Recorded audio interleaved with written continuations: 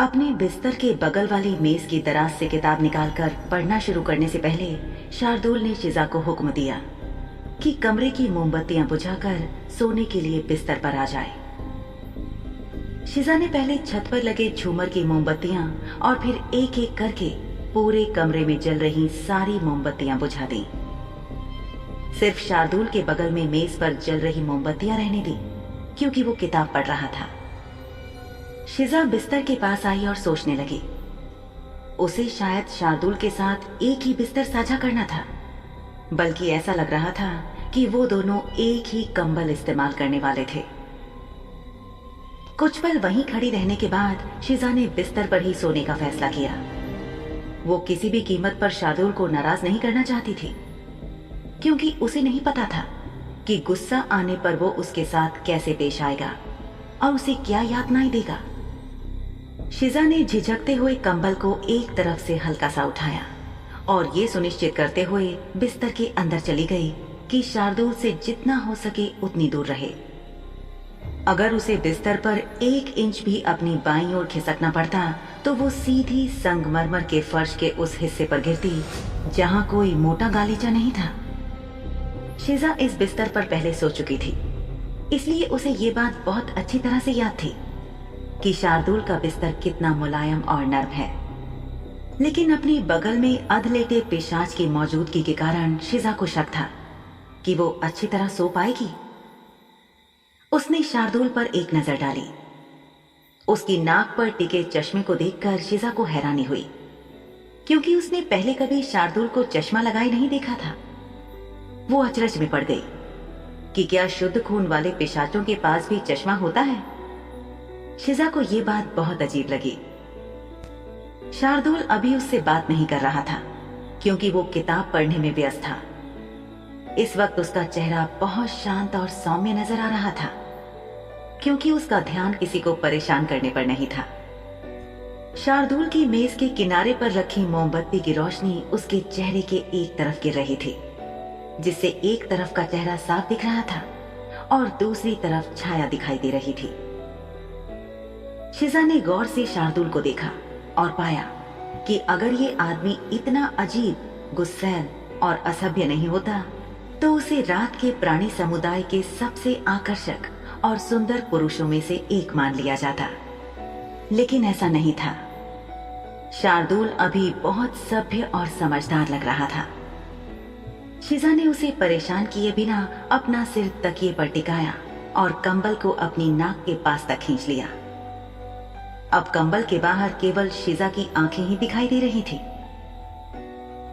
बारिश में भीगने, थकान और पेट में अच्छा भोजन जाने के बाद उसे धीरे धीरे नींद आने लगी।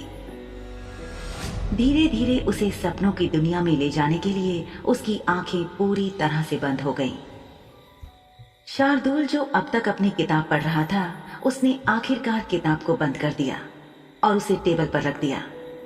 इसके बाद उसने अपने पारदर्शी चश्मे को अपने चेहरे से हटाकर किताब के ऊपर रख दिया। अब उसकी नजर उस लड़की की ओर गई जो उसके बगल में सो रही थी। शिजा का चेहरा शार्दुल की तरफ था। वो गहरी नींद में चैन से सो रही थी। लड़की चैन से सोई हुई थी। हालांकि उसके दिमाग की नसों में जो शुरुआती झटके चल रहे थे वो आज भी उस दिन की तरह स्पष्ट थे जब पिछली बार वो यहां थी और बेहोश थी। इस बार शिजा गहरी नींद में थी। उसे बिल्कुल ध्यान नहीं था कि वो किसके साथ और कहां थी। शार्दुल उसे देखने लगा। उसकी पलकें लंबी थी जो उसके गाल के ऊपरी हिस्से पर जमी थी।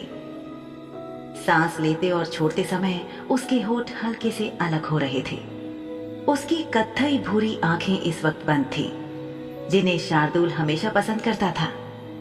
या शायद वो ये समझने की कोशिश करता था कि शिजा ने ऐसा क्या किया था कि वो शार्दुल के लिए इतनी दिलचस्प हो गई थी।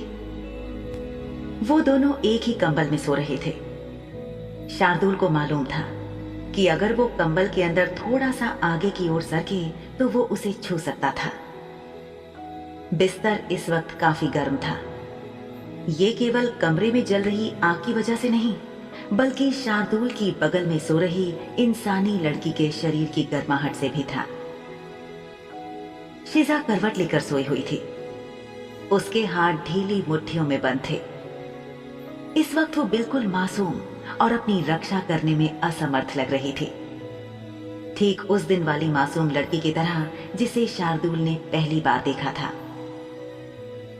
शार्दुल ने कमरे में अंधेरा करने के लिए अपनी बगल में मेज पर जल रही मोमबत्ती को फूंक मारकर बुझा दिया। उसने कमरे को मंद करने के लिए मोमबत्ती फूंकी और रात बीतने लगी।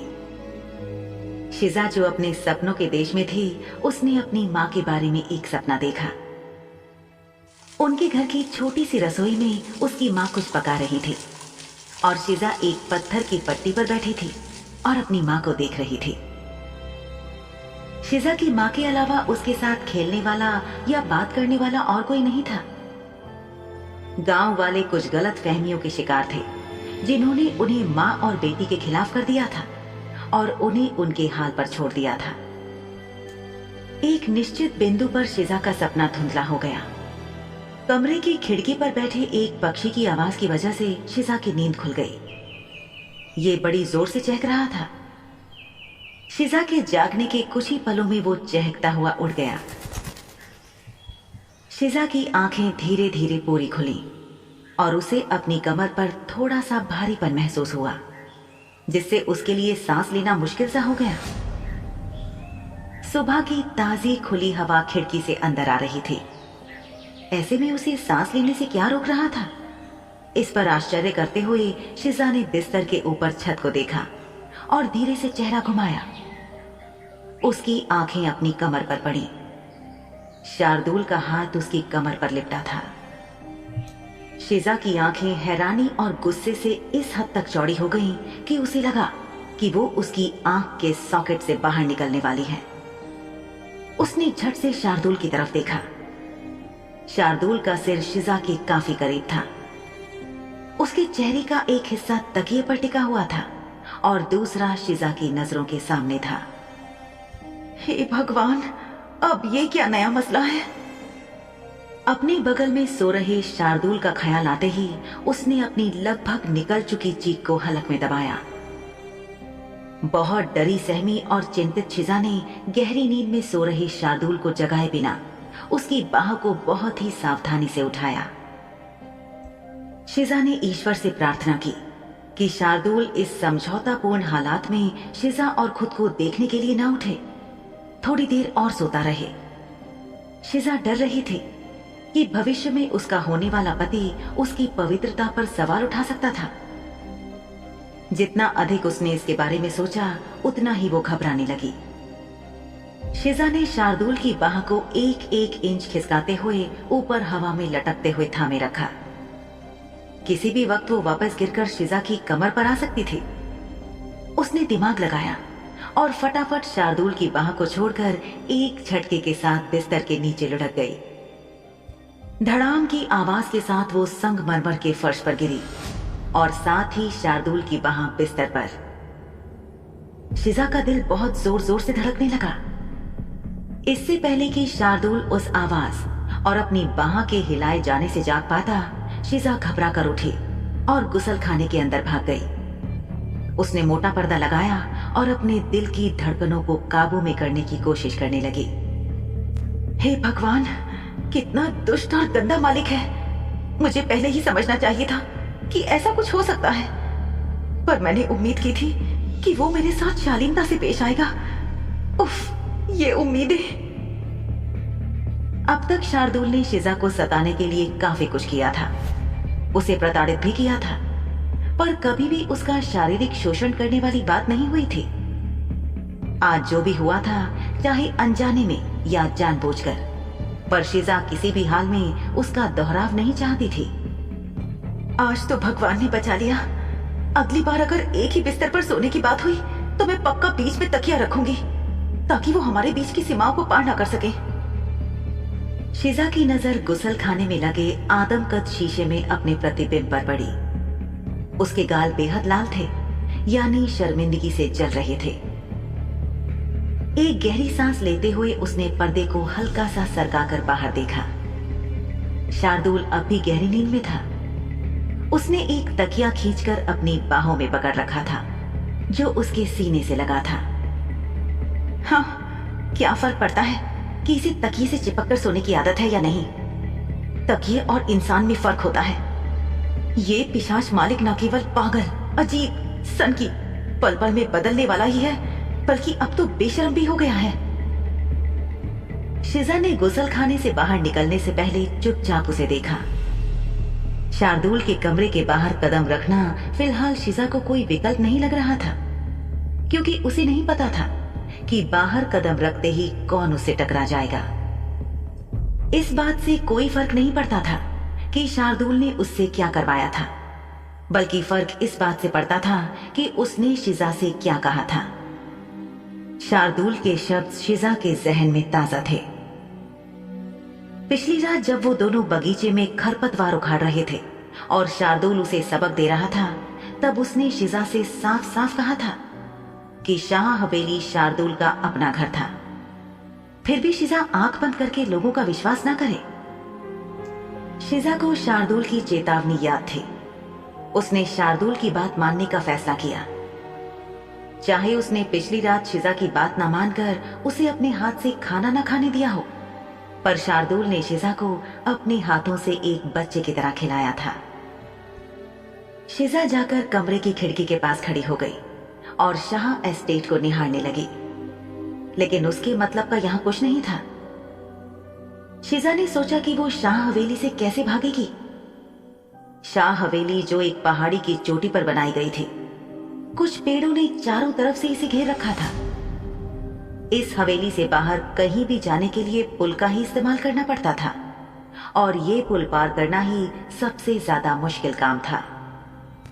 बिना किसी पहरेदार की नजरों में आए पुल पार कर लेना लगभग असंभव सा काम था। शार्दुल के कमरे की खिड़की से कूदना बचकाना था, क्योंकि वो हवेली की ऊंची दीवारों के अंदर ही गिरती और वहां से पकड़कर शार्दुल के हवाले कर दी जाती, और फिर शार्दुल उसकी जो हालत करता वो शिजा सोचना भी नहीं चाहती थी। मेरी मदद के लिए यहाँ कोई आने वाला नहीं है, तो क्या मुझे हमेशा यही रहना पड़ेगा?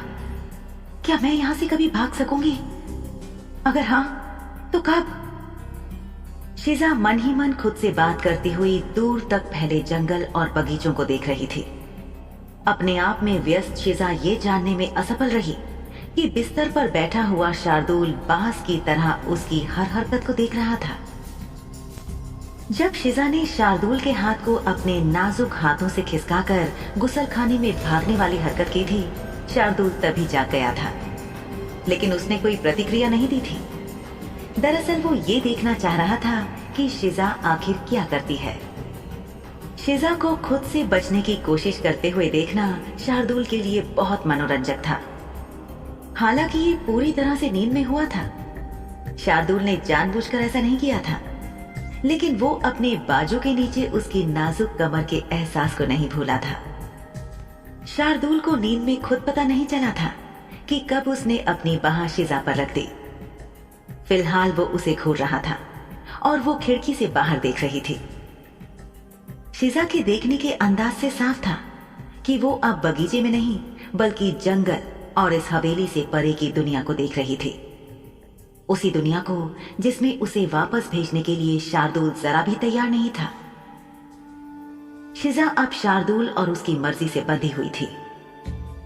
हालांकि शार्दुल शिजा को अपनी गुलाम और यहां तक कि अपनी पालतू कहकर पुकारता था, लेकिन फिर भी उसने शिजा के साथ पूरी तरह से एक मालिक और गुलाम वाला बंधन नहीं रखा था। लेकिन एक बात उसने तय कर रखी थी, जिसे उसने मन ही मन दोहराया कि चाहे कुछ भी हो जाए, वो शिजा को अपनी नजरों से दूर कभी नहीं जाने देगा। कभी भी नहीं, कम से कम जल्दी तो नहीं। सच्चाई ये थी कि शायद कभी भी नहीं। शार्दुल को कुछ भी खोने या अपने से दूर जाने देने की आदत नहीं थी। एक बार उसकी नजर किसी चीज पर टिक गई तो बस। वो जल्दबाजी में निर्णय लेने वालों में से नहीं था और उसे इस पर गर्व था। जब से उसने इस इंसान यानी शिजा पर अपनी नजरें जमाई थीं, शिजा की किस्मत की लकीरें शार्दुल की तरफ मुड़ चुकी थीं। शार्दुल के शिजा को काले बाजार से खरीदने से भी पहले से। शार्दुल के चेहरे पर यह देखकर मुस्कुराहट आ गई कि उसकी नन्ही चिड़िया खुद को शार्दुल के पंजों से मुक्त करने की उम्मीद में संघर्ष कर रही थी। पर वो मासूम चिड़िया इस बात से अनजान थी कि ऐसा कभी नहीं होने वाला था। शिजा के सामने मौजूद विकल्पों में आजादी कोई विकल्प ही नहीं था। शार्दुल इस बात को जानता था, इसीलिए उसने शिजा से वादा लिया था कि वो उसका हर आदेश मानेगी और भागने की कोशिश नहीं करेगी। शार्दुल की सोच और उसके निर्णय से अनजान भागने की जुगत लगाने में मशगूल शिजा बाहर देख रही थी। भागने की कोई तरकीब फिलहाल उसे समझ नहीं आ रही थी। जंगल के उस पार आबादी थी और वो वहां से भाग सकती थी, लेकिन जंगल बहुत लंबा और घना होने के साथ साथ खतरनाक भी था, और उससे भी बड़ी बात ये कि वहां तक पहुंचना ही नामुमकिन सा था। एक ही रास्ता था जो पुल से होकर जाता था। शिजा सोच विचार कर ही रही थी कि उसे अपनी पीठ पर घूरती हुई आंखें महसूस हुईं। अचकचाकर वो मुड़ी तो उसने देखा कि शार्दुल जाग चुका है और बिस्तर पर बैठा हुआ उसे ही घूर रहा है। शिजा की नजरें जैसे ही शार्दुल से मिली, शिजा ने गर्दन झुकाकर उसका अभिवादन किया। शार्दुल ने फौरन पूछा, तो नन्ही चिड़िया, कैसी नींद आई तुम्हें? शिजा ने सपाट स्वर में संयत आवाज में जवाब दिया, ठीक मालिक। शार्दुल को शिजा के जवाब से जैसे आश्चर्य हुआ। उसने बात की पुष्टि के लिए दोबारा सवाल किया, बस ठीक ठाक। शार्दुल ने अपनी भौहें ऊपर उठाई। उसके चेहरे पर निराशा के भाव साफ नजर आ रहे थे।